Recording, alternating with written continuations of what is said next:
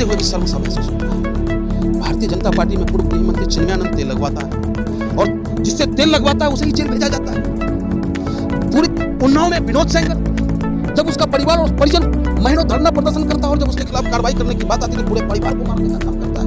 तो ये बलात्कारी समर्थक, अपराधी समर्थक सरकार है, जितने बैड एलिमेंट है उसका मदद करने का काम करती है।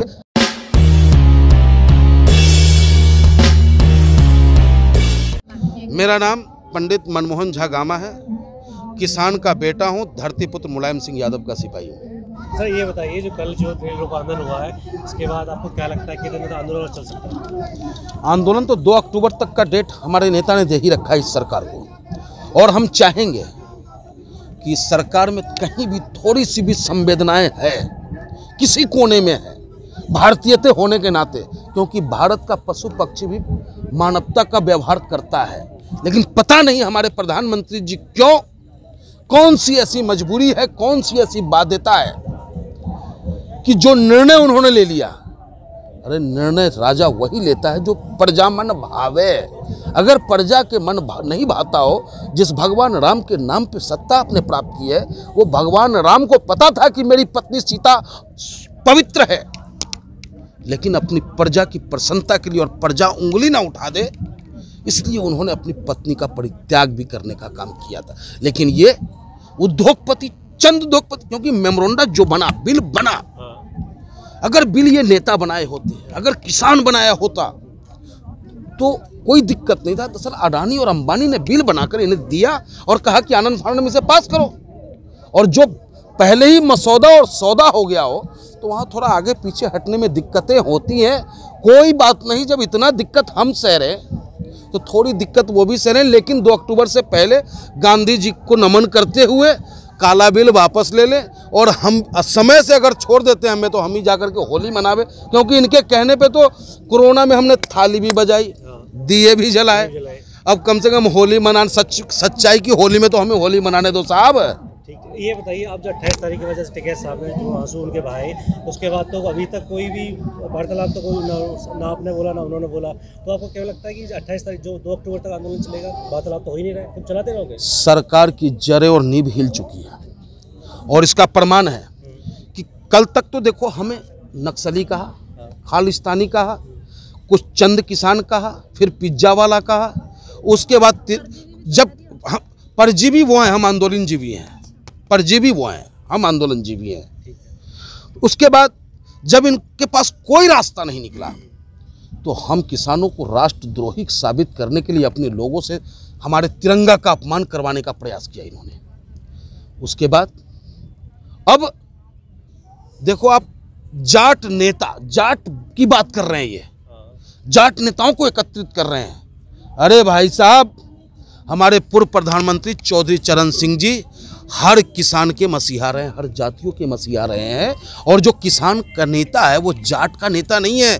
टिकैत साहब सिर्फ जाट की बात नहीं करते, हिंदुस्तान की हर उस आवाम की बात कर रहे हैं, लेकिन इनका नींव हिल रहा है। जो पंचायतें जो हो रही है ना, खाप पंचायतें, जगह जगह हमारे टिकैत साहब का डिमांड हो रहा है, किसान उनकी बातों को सुनना चाह रहा है, तो इससे सरकार हिल चुकी है।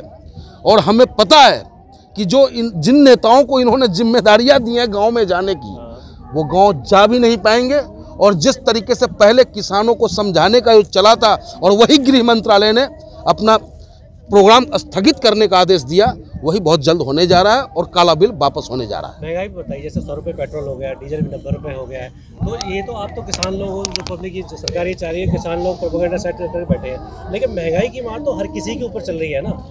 ठीक है, तो मैं उन अनभक्तों से कहना चाहूँगा जो सिर्फ लकीर की फकीर को पीटने का काम करते हैं। साहब, स्मृति ईरानी जी कहाँ हैं? सिलेंडर लगे पहले घूम जाती थी, कहाँ है वो स्मृति ईरानी जी, जो उन्हें हमारे घर की गृहिणियों को बहुत चिंता हुआ करता था? उसके चक्कर में हमारे देश के सम्मानित प्रधानमंत्री मनमोहन सिंह जी के लिए चूड़ियां लेके चलने का काम करती थी। क्या आज वो महिलाएं नहीं रह गई? क्या उनकी स्मृति खो गई है? स्मृति लोलूप हो गया है?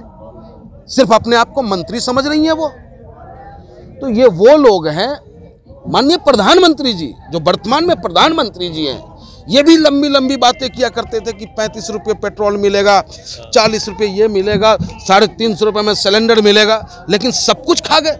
अरे भाई साहब, कल तक तो ब्लैक में हम 800 का सिलेंडर खरीदा करते थे, लेकिन अब सरकार ही ब्लैक में हमें 800 में सिलेंडर देने का काम कर रही है और उन पूंजीपतियों का पॉकेट भरने का काम कर रही है। सर, आपने कहा अभी कि 2 अक्टूबर तक आंदोलन चलेगा, और अगर मोदी जी ने 2 अक्टूबर तक वापस नहीं लिए तो फिर क्या होगा, अगला कदम क्या होगा आप लोग? गांधी जी उस शख्स का नाम है जिन्होंने कहा कि अहिंसा परमो धर्मः, लेकिन अतिकांत होता है। सत्याग्रह आंदोलन हम सभी हिंदुस्तानियों के रग रग में बसता है। अगर आवश्यकता पड़ी तो करो और मरो। अंग्रेज भारत छोड़ो का जो नारा चला था, वही नारा इस हिंदुस्तान में चलेगा। गद्दी छोड़ो, हम आ रहे हैं दिल्ली। 2022 का फिर इसका नैरेटिव दिखाई देगा यूपी में जो जहाँ इलेक्शन होने वाले हैं? पंजाब में जो अंकुर फूटा है वो उत्तर प्रदेश को तो पलट के रखेगा ही, उससे पहले आप बंगाल का नज़ारा देख लेंगे। क्योंकि ये लड़ाई, बार बार मैं कहना चाहता हूं कि ये लड़ाई किसान का नहीं है भाई। किसान में इतनी ताकत है कि वो अपना पेट पाल सकता है। किसान आम हिंदुस्तानियों की लड़ाई लड़ रहा है, क्योंकि आम हिंदुस्तानियों के थाली में जब रोटी पहुंचेगा, जो रोटी आज 2 रुपये में मिल रही है उसे, वो कल को 50 रुपये में भी मिलना मुश्किल हो जाएगा। और किसान बड़ा दयालु होता है साहब। किसान के खेत से जब आप गुजरोगे और आपको गन्ना खाने का इच्छा होगा, तो एक गन्ना 10 से 15 रुपये का बिकता है। आप कहोगे साहब एक ले लूँ गन्ना, कहेगा भैया 2 खा ले, बैठ के खा ले, लेकिन एक किसी दुकान से एक माचिस की डबिया उठा के 1 रुपये वाली हमें दिखा दो। तो ये हमारा किसान है, ये हिंदुस्तान है। गुरु नानक देव जी ने भी कहा, भगवान राम ने भी कहा, भगवान श्री कृष्ण जी ने भी कहा कि धरती का पालनहार अगर कोई है तो वो किसान है, अन्नदाता वो है। और राजा को वही निर्णय लेना चाहिए जिससे कि किसान हित में हो, सिंचाई फ्री हो, नहर फ्री हो, नहर की सफाई हो, बेहतर खाद की व्यवस्था उसे मिले, यानी सारी सुविधा उसे मिले, और जो उसका उचित लागत है उस लागत के हिसाब से उसकी भी कमाई मिलनी चाहिए।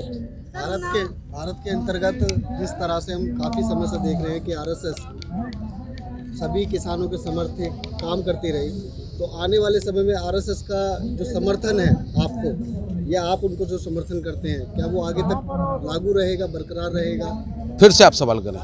सवाल ये है कि आरएसएस जिसके आप सभी जुड़े हुए हैं, तमाम लोगों ने जिस तरह 2014 में वोट जी किया, जी जी जी जी जी तो आने वाले इलेक्शन में आरएसएस के द्वारा ही रणनीति तय होगी या किसानों के द्वारा रणनीति तय होगी?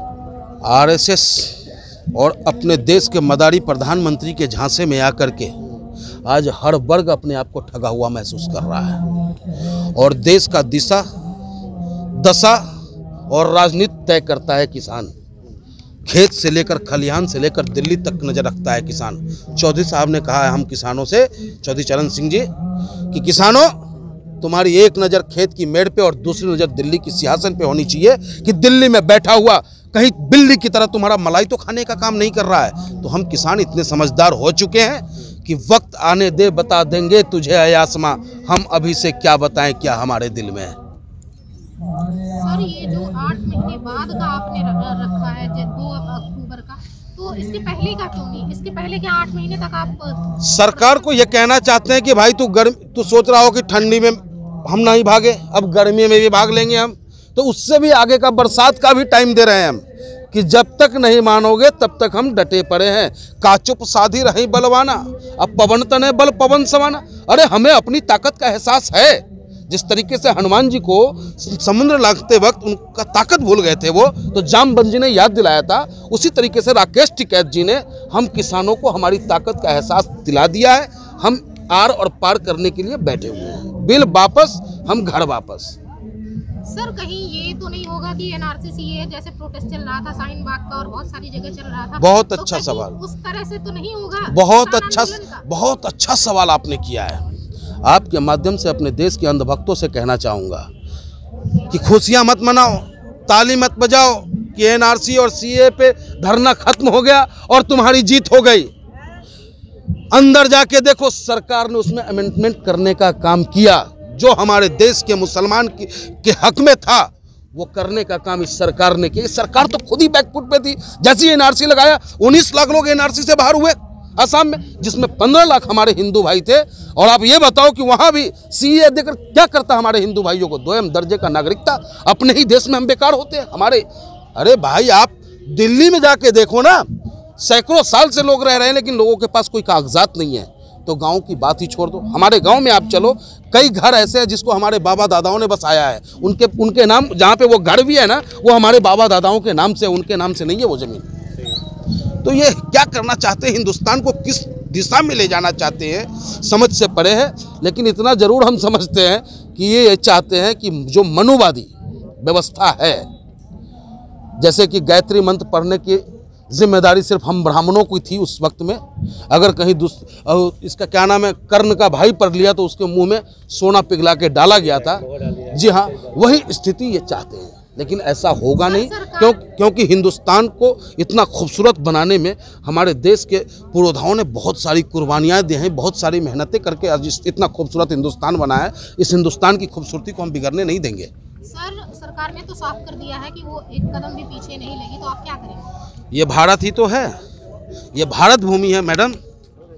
जब जनक जी कह गए कि यहाँ कोई वीर नहीं है तो लक्ष्मण जी का भुजा फड़क उठा। और जब दुर्योधन ने कह दिया कि सुई के नोक के बराबर नहीं देंगे तो महाभारत हो गया।